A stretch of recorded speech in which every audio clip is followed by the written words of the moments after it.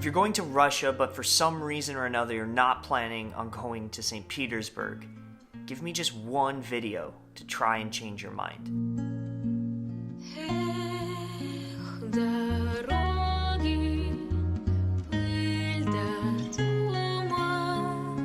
It's only a 3-hour train ride from Moscow's Komsomolskaya, and it's only around 4,600 rubles at that.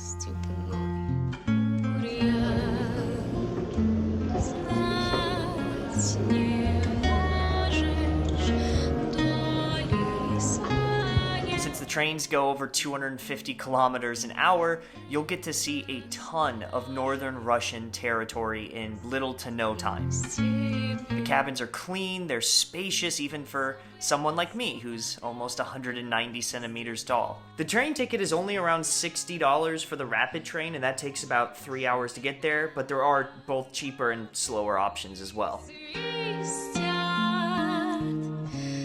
And on top of that, if you're going in winter like I did, you'll get to see a winter wonderland like you only get to see in commercials about Santa Claus. You'll leave the hustle and bustle of Moscow for essentially Arctic tundra that spans all the way out through the Baltics.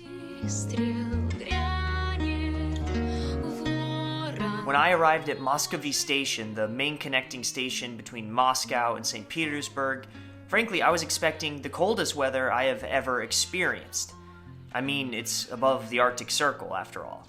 And despite what the bundled people might lead you to believe, the entire time I was here, it was January, and it only dipped below freezing once, and that was at night.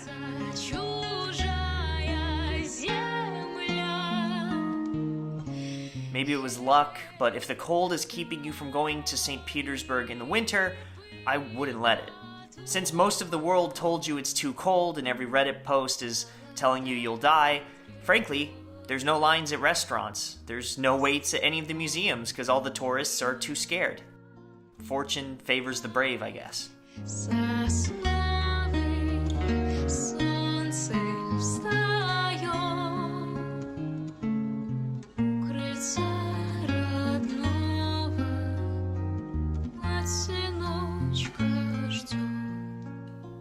And I can't stress this enough that all that beauty, all of that history in those short frames was just the walk to our back alley Airbnb. So there's a common space right when you open the doors that you take your shoes off at. And when you come over here, you have a communal washing machine, dryer, just extra sheets. And this is our individual room.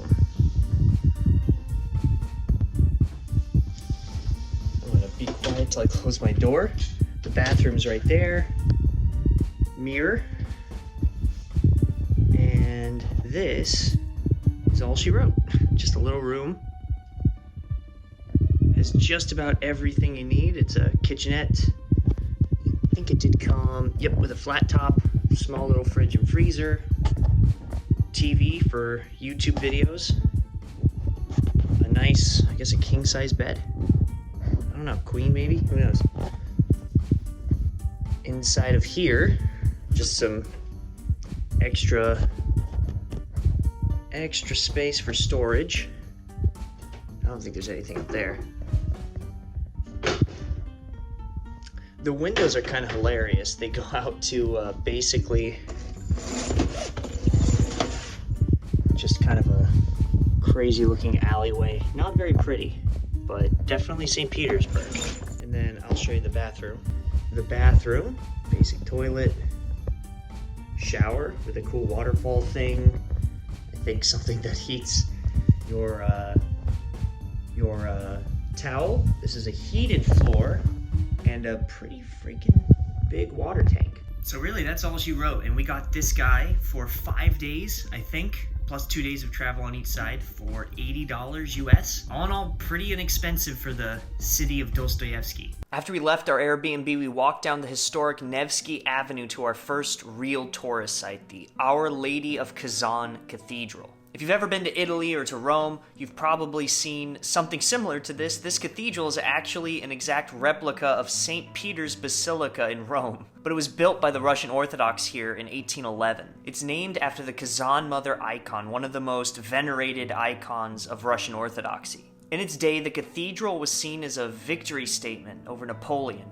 The story goes that the commander of the Russian forces who actually drove Napoleon out prayed before this very icon for victory. And to celebrate that, they made this cathedral. Now, as with most churches and cathedrals in my videos, it was actually seized by the Bolsheviks in 1917 and reopened as a museum of atheism in 1932. And you're getting all this exposition from outside because I wasn't allowed to film inside. They were having a service, so I figured I'd leave them alone.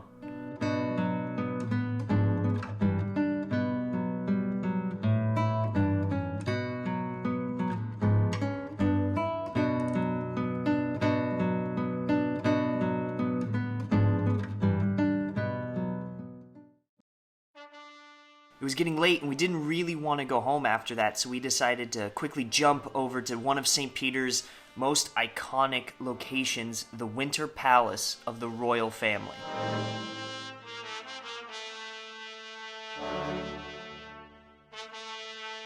And even though it was after hours, we're not getting in this late at night, it is totally worth seeing, mostly just because you're only going to see it during the day when you actually come.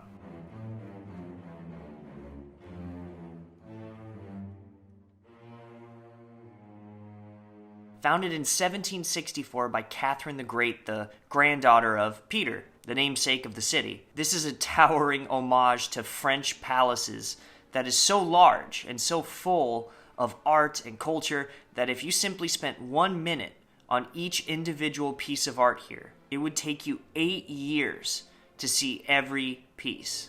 It has over 3 million pieces of art from all over the world, with each room in it decorated in a different style from all over the world. You see, St. Petersburg is home to, and also the final resting place of countless Russian cultural icons, from Dostoevsky, the Romanov family, the czars and emperors, Alexander Pushkin, Nikolai Gogol, and that's just to name 100 to 200 years worth of these powerhouses that called St. Petersburg home.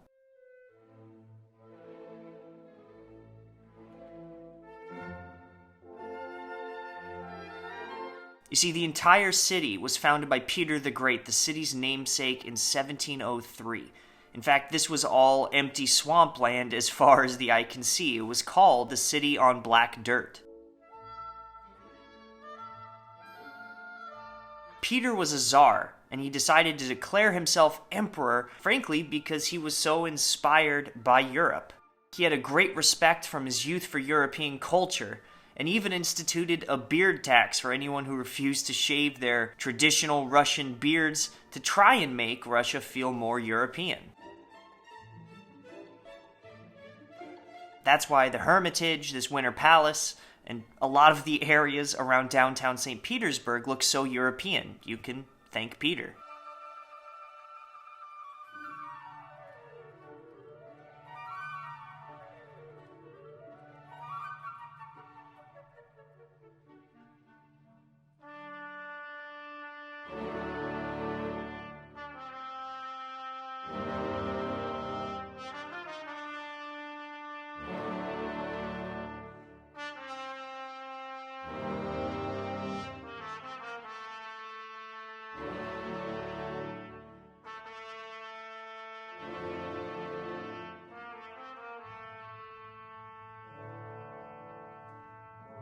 Going back to the art inside this place, you can see by the video itself, it's insane.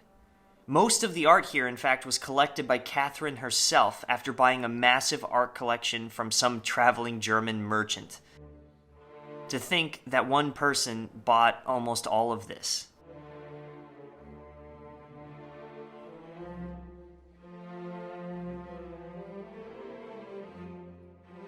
In the summer, this place is swarming with tourists. There are long lines that can take up to an hour or two to get in if you're unlucky. You also have tons of people blocking some of the most famous pieces of art. There are real Da Vincis here, And they're so small that there's usually a crowd of people between you and it, like when you go to see the Mona Lisa in France. But in winter, there isn't a single line. In fact, we walked right up to the ticket booth and nobody was in front of us.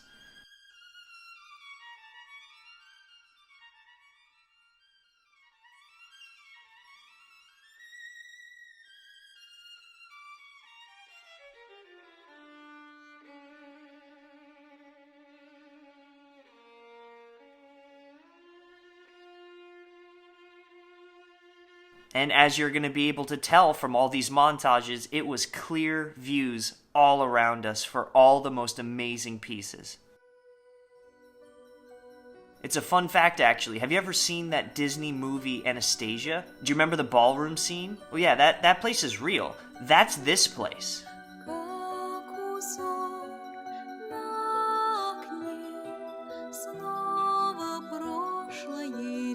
So if you're a Disney fanatic, you're gonna have to check this place out.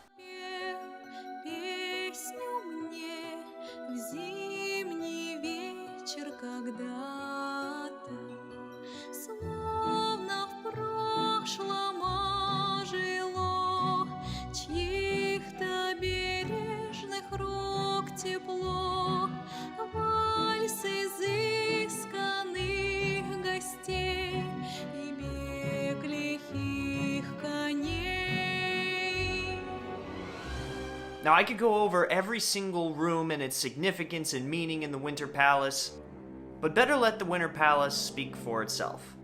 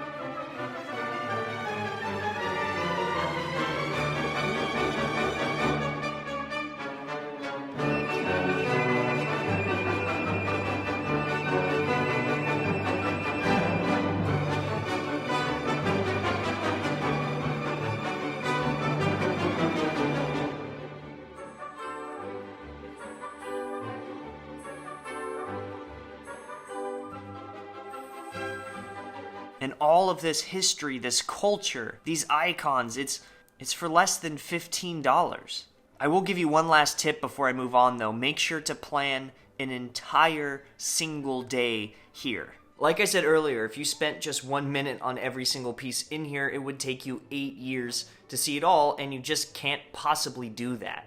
So, just pick a day, bring some water, and probably some painkillers, because our heads were hurting so bad by the end of it with how much information, how much art, how much culture and beauty we had to take in. It was almost like information overload.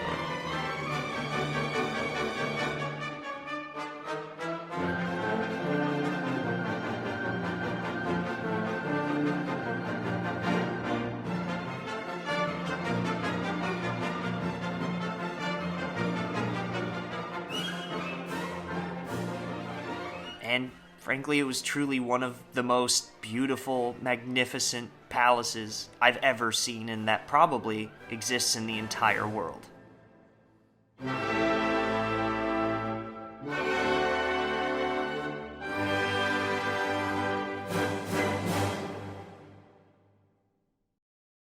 When you're staring at all this stunning architecture at every single turn, it makes it hard to neglect how this city was built. You see, Peter the Great built this city essentially with slave labor. Conservative estimates say between 30 and 100,000 bodies of Russian serfs were casualties of all of these cobbled streets. He even instituted a law that declared nobles had to move to his new capital or forfeit their lands and titles since, well, no one wanted to live in an inconvenient, artificial former swamp that constantly floods. To top that off, anyone who came had to bring with them a stone to help build the city, so literally every stone that you see here was carried by extortion and put there on the backs of slave labor. But I digress. The next day we decided to wander around the canals of the city, just taking in the beautiful architecture. And as you're walking around, you'll cross what you think is just another beautiful Saint Petersburg park. But you can't be helped but to be faced with something that stands out tremendously from the French exteriors you're seeing all along the way. This classical Russian church is the Cathedral on Spilt Blood. It was built in 1883 to commemorate the assassination of Tsar Alexander II by a group of anarchists.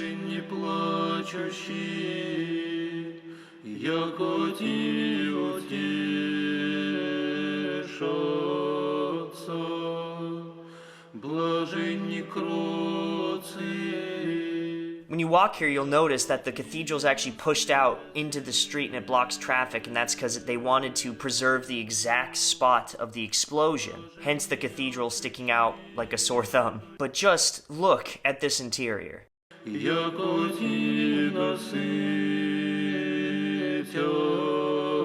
And yet again, sadly, after the revolution, this church too was ransacked and badly damaged inside. During World War II, during the siege of Leningrad by the Germans, it housed a morgue for many who died of starvation during the siege. It was also used as a storehouse after the war, which led to a local comical nickname of the Cathedral Built on Potatoes.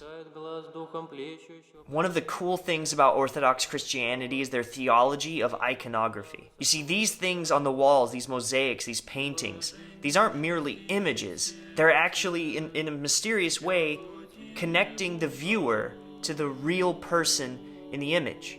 It's like two people on opposite sides of a window putting their hand up and touching each other through the glass. Being arguably the second most iconic piece of St. Petersburg, I don't think I have to convince you to come here. But you should come anyways.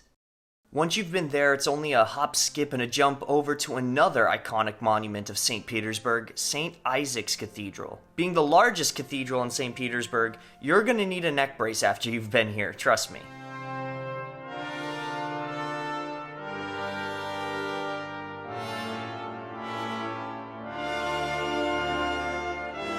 Dedicated to Saint Isaac of Dalmatia, who was the patron saint of, well, Peter the Great, it was constructed in 1856 by order of Tsar Alexander I. This cathedral, unlike the one prior, is done up in the Western or more Catholic style of art and architecture, which is why this really stands out amongst all other Orthodox churches. You actually might think that this one would be Catholic.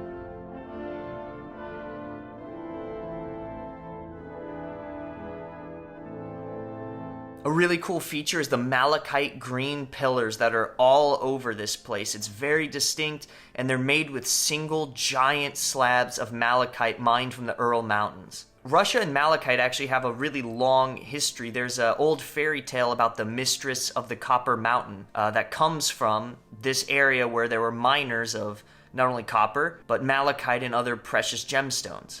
In fact, there's a cool Soviet movie based on it you should check out. But the real insiders know that the best view of St. Petersburg isn't inside of this church. It's on top of it. Pay an extra $4 and you can climb the roof. It's over 180 steps on a spiral staircase, and it definitely has the single best view of St. Petersburg, especially at sunset. Ты неси меня, река,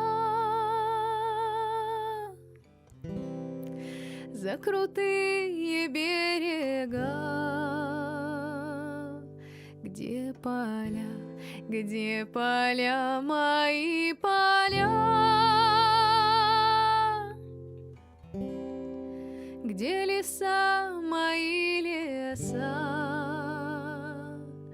Ты неси меня, река, да в родные мне места, где живет моя краса.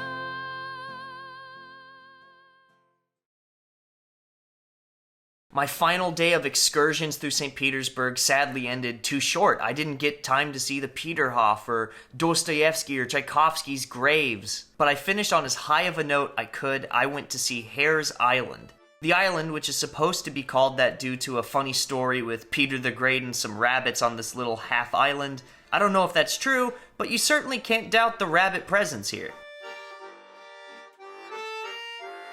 Now, Hare Island is the oldest section of St. Petersburg because this is the first outpost that Peter the Great built when he began building his city. He established it himself in 1703.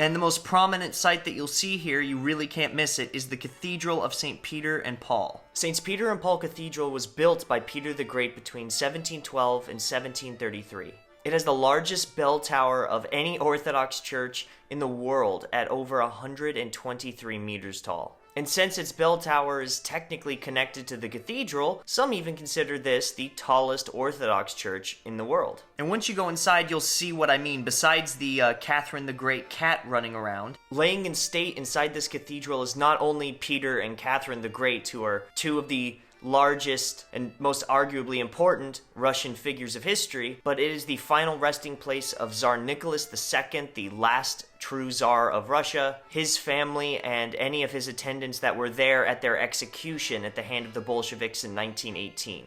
Their remains were found burned and buried in an unmarked grave near Ekaterinburg, and after careful DNA testing, they were re-entombed here, 80 years to the day after their executions. The Tsar's family are now canonized by the Patriarch of Moscow, it's sort of like the Orthodox Pope, as martyrs for the faith at the hand of the communist regime. And that's a lot of fancy church talk to mean that they are sainted, and you can offer them prayers and they will pray for you. They actually have their own feast day in the Orthodox faith, alongside any number of other great saints of the church. You can actually even buy icons of them at the church store that's inside the cathedral. And again, as is the pattern with these videos, this church too was confiscated by the Bolsheviks in 1919 and was made into a museum, which it remains to this day, although it resumed religious services in 2000.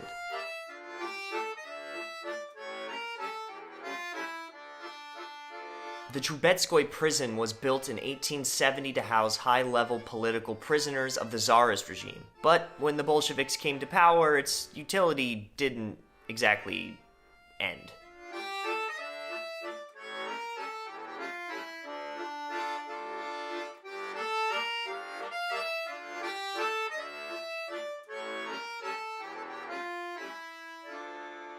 It's notable for its prisoner list, with even its first successful escape being the renowned anarchist political philosopher and frankly personal friend of Lenin, Peter Kropotkin in 1876. It famously housed tsareviches, which are princes of czars. The Decembrists, which was a czarist military group that led an unsuccessful coup in 1825. Famous novelist Dostoevsky and poet and artist Maxim Gorky. It held Mikhail Bakunin, who is the second most prominent and arguably most important communist thinker behind Karl Marx. And, of course, Leon Trotsky, the formulator of the Soviet Union. Just to name a few.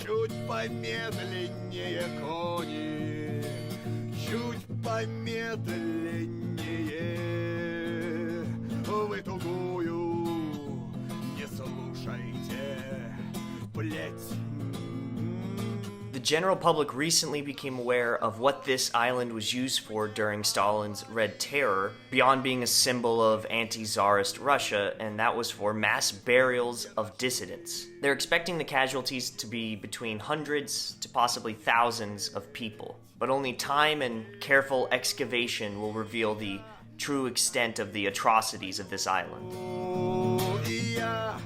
This would probably be a good time to mention something that you should keep your eyes peeled out for, and it's something that isn't very obvious when you're walking around. All over the city, you'll see little damage like this, and if it's accompanied by little plaques, it's most likely war damage from Nazi artillery that the city felt was more important not to fix it, but to leave it instead as a reminder of the siege of Leningrad. If you guys have never heard about this siege, over 1 million Russians starved to death trying to defend the city against a Nazi invasion. They knew if they would give up, it would give the Nazis a foothold in Russia, and so they held out, even starving to death. The siege lasted for 2 years where they couldn't get food in or out of the city, and no one was able to leave to go gather supplies. During that time, there was even new laws invented that had to deal with cannibalism because the previous system didn't really have a punishment for it. But because they had to face it, there is a new rule. If you murdered someone to eat them, you faced the firing squad. But if you ate someone who was already dead, it was merely prison or hard labor.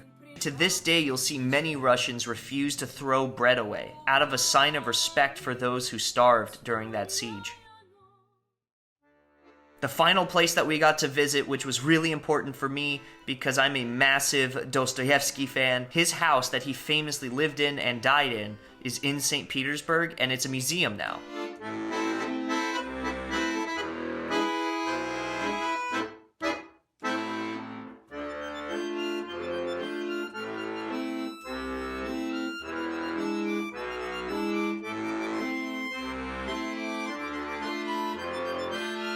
Dostoevsky famously lived in, but also hated St. Petersburg for being, and I quote, dirty and yellow, which it very much is.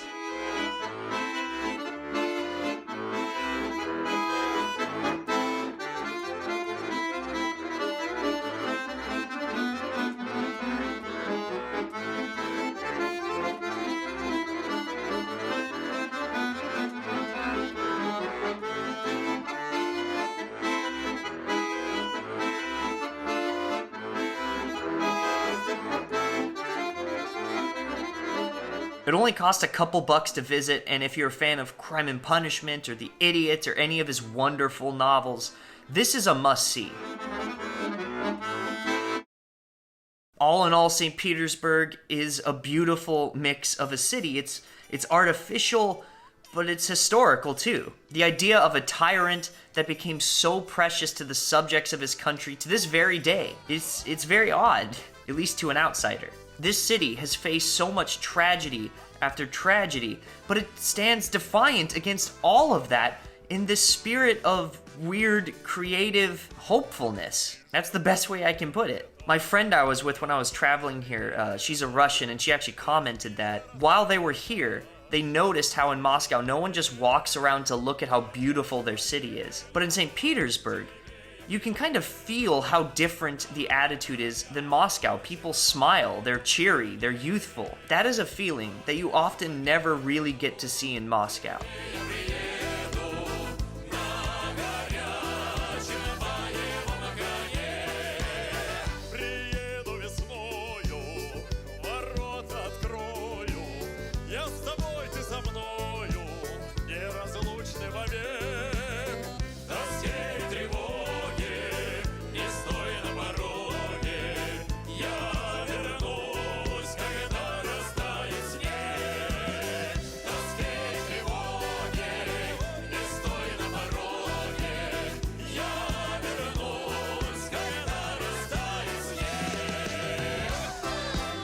And so if you're going to go to Moscow, if you're going to travel to Russia, and you're not planning on going to St. Petersburg, I really hope this video at least gave you some inspiration to look at ticket prices.